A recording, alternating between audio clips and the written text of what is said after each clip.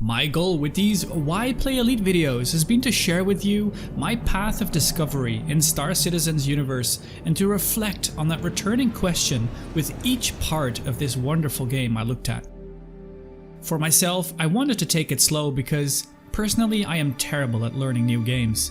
I quickly become overwhelmed by the number of things there are to do and see.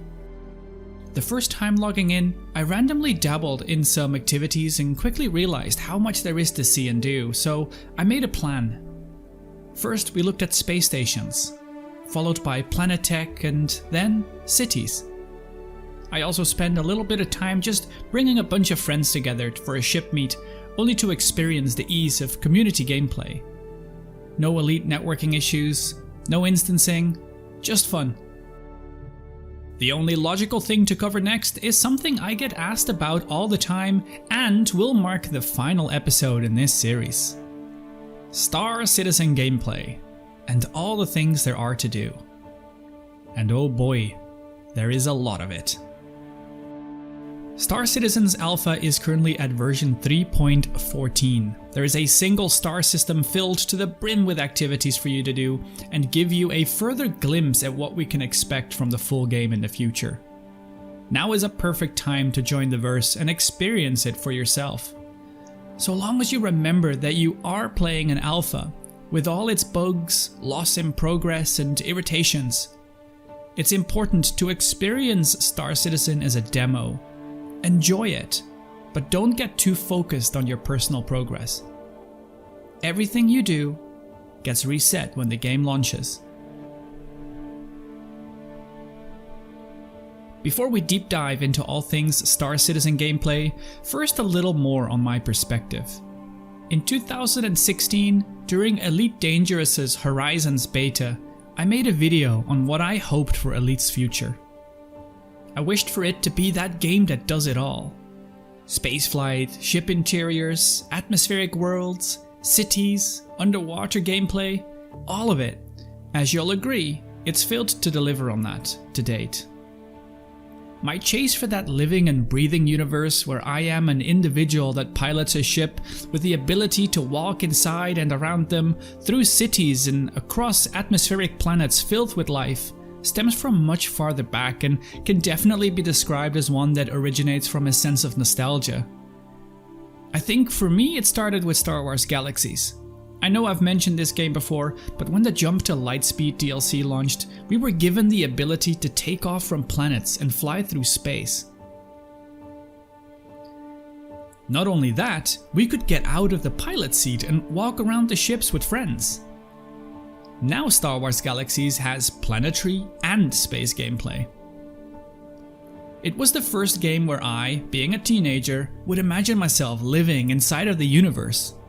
I'd fly into space at night, park my ship somewhere, and get up out of the pilot seat, only to log out and continue the story in my head in real life. I'd go to bed imagining that I was still aboard my ship, in my quarters, going to sleep. Jump to Lightspeed triggered in me a desire that I always hoped Elite would fulfill, but has failed to do since. I was rewatching Final Fantasy Spirits Within the other day. I watched Dr. Aki Ross orbit Earth in her spaceship. I watched her re-enter Earth's atmosphere. I watched her fly across a city, only to land and continue her journey on foot.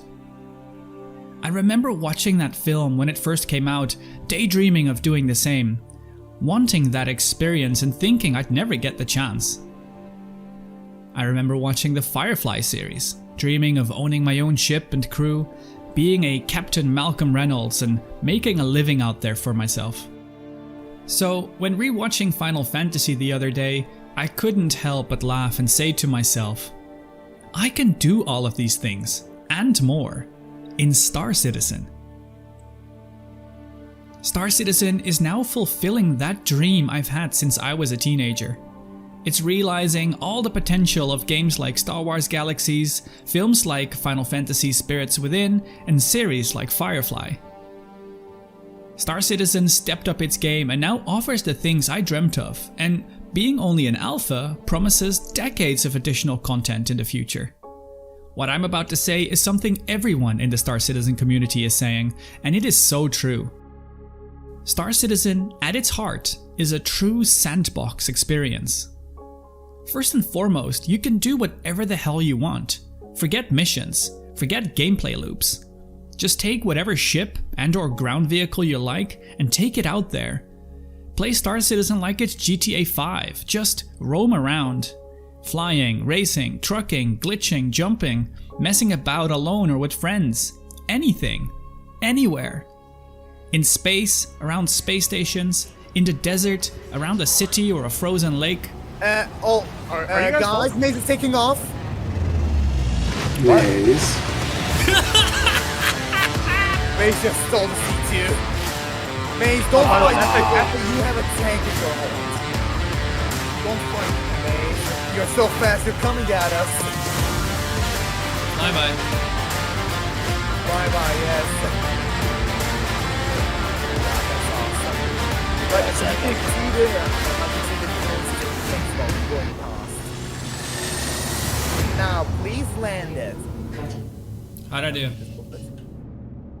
Without touching on gameplay loops yet, there are tiny ships that have only a cockpit, slightly bigger ships that have a cockpit and a small interior to walk through, medium ships the size of an Asp Explorer that have multiple corridors and multi-crew stations to sit in, and massive ships the size of a small building with corridors to get absolutely lost in. All of these ships were built with a purpose, and the incredible fact about this is that the capabilities of a ship improves the more people you put in it. Take a ship that has 2 turrets. Fly it alone and those turrets aren't doing anything. You'll need actual people to join you, man the turrets and operate them manually. And walk me through. Focusing on 3. Yep, 3. Nice. And walk me through. Focusing on 3. Yep, 3. Nice. 1.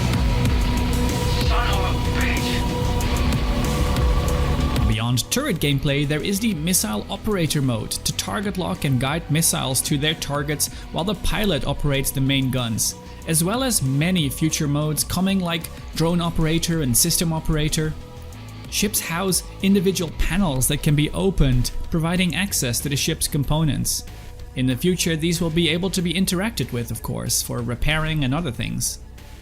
Continuing on with our list, there are ground vehicle buggies, hover bikes, and massive tanks with their own interior and individual multi-crew seats. The sandbox that Star Citizen offers supports any sort of community-driven gameplay you might enjoy. Go anywhere, together.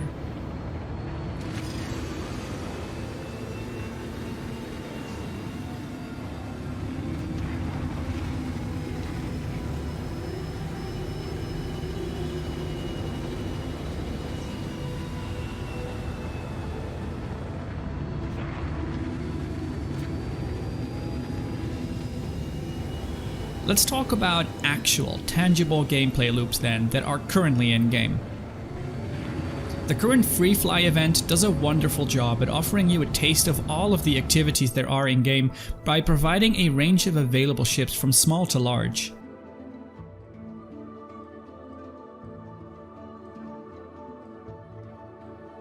You can pick up simple delivery contracts that require you to fly to a certain location and pick up small cargo boxes. Some of these are simple boxes, and some of them are more fragile, requiring that you avoid quantum travel. And the cool thing about these simple missions is that you don't require cargo space. As is typical with Star Citizen, the question is not whether you're supposed to, the question is whether it'll fit. Just grab the boxes and put them anywhere in the interior, fly them across the planet from one site to another, or travel further across the star system if required by the mission. When this feels too simple, you could try freelancing your way through trading. These don't require any contracts or missions, and instead see you scouring the economy for lucrative trading opportunities. Most stations will have trading terminals for you to interact with, buy commodities cheap and sell them elsewhere for a profit.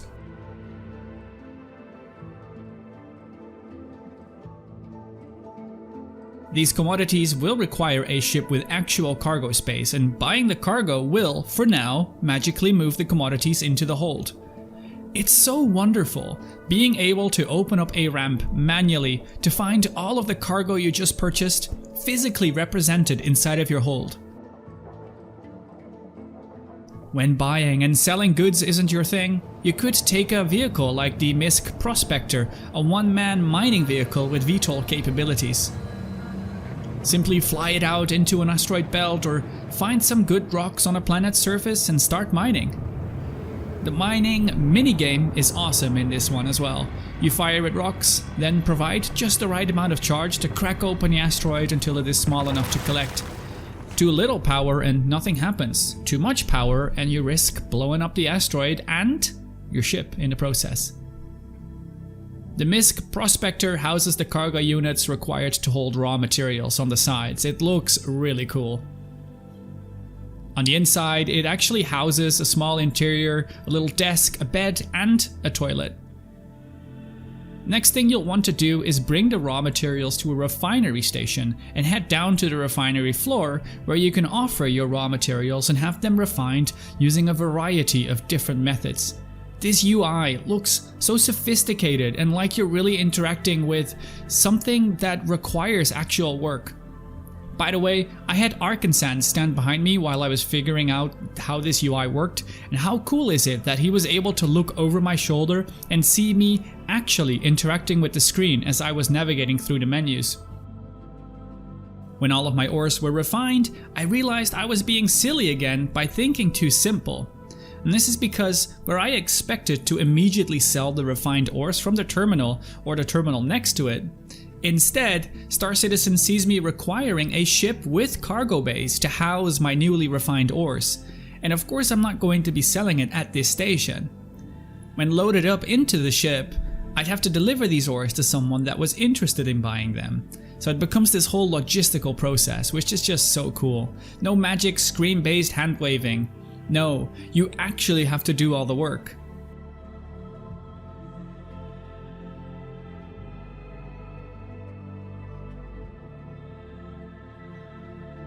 Another type of contract that is available sees you looking for missing people. For now, these are all inside of caves, and the people you're looking for are always dead. But it is a first glimpse of a type of mission that will see a lot of iteration going forward, I'm sure. There are maintenance contracts available that see you check out a ship wreckage or a mess, scavenge whatever is required or clean up the mess. And while you're on your way to whatever you fancy, you might find yourself receiving a random ECN alert. ECN stands for Emergency Communication Network. These will typically be NPCs requiring assistance as they are being attacked by pirates. Go in there and protect. There are investigation missions that require you to head to a certain location and investigate data on various terminals. You might run into trouble here as well, so be sure to go in with some armor and weapons. You could go looking for trouble, starting with mercenary work, that sees you needing to go and approach a base. Either in space or on a planet, you've got bunkers that are deep inside of the ground.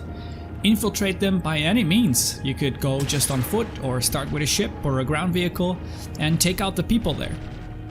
Again, be sure to come well equipped. A basic spacesuit isn't going to stop any bullets. Alright, I'm pushing lower. Joe, 2 more down. Oh, right side. Down. Ooh, that was close. He's running up the stairs, guys.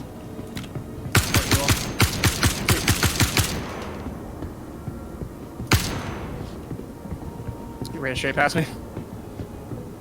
Good, my gun's here. Yeah. Got him. Oh fuck! Ooh, that was close. Firing. If you prefer to stay in space, you can grab a bounty hunting license and work your way up through the ranks. Start with low-risk targets and build your way up to the extreme-risk targets that see larger, dangerous fleets that need to be taken down. The ship combat in Star Citizen is absolutely next level. Where Elite Dangerous feels very bullet spongy, where you're just pounding away at someone's shield and hull until they blow up, Star Citizen feels completely different. First of all, the The way the ships handle changed the feel of a battle completely. There's not so much the sluggish chase caused by artificial limitations on pitch and yaw. Instead, a battle feels a lot more realistic where ships behave correctly based on their size. It feels more like a combat flight simulator where an F-22 takes on a Russian equivalent.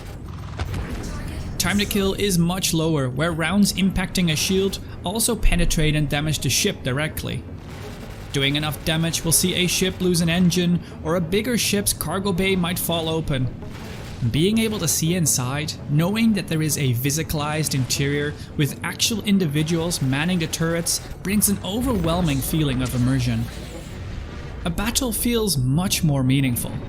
First, you're trying to stay off the radar with lower emissions. You might pop a missile at a distance, firing decoys and noise yourself to stay out of their lock.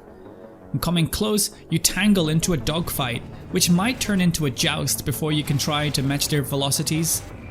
And a kill feels so much more satisfying compared to Elite as well because of the immediate splash explosion upon a kill. Targets don't always float away dead with a couple of little explosions before they die. And there's no hull percentage either, so you never know exactly when the fight will be over, until it is. In the future, Star Citizen will be focusing more on disabling ships before blowing them up directly, giving you more ways to take care of your target by the means of disabling and boarding. And currently, there are already disruptor weapons in-game that will disable a shield, and an EMP device that will completely disable a ship's systems for a time. Dealer of Chaos and Ed from Lave Radio and myself briefly experimented with disabling pirate ships by these means, attempting to board them and kill them with a rifle before stealing their ship. We had limited success in disabling the shields and ship systems, but failed to make it aboard before a ship would regain control.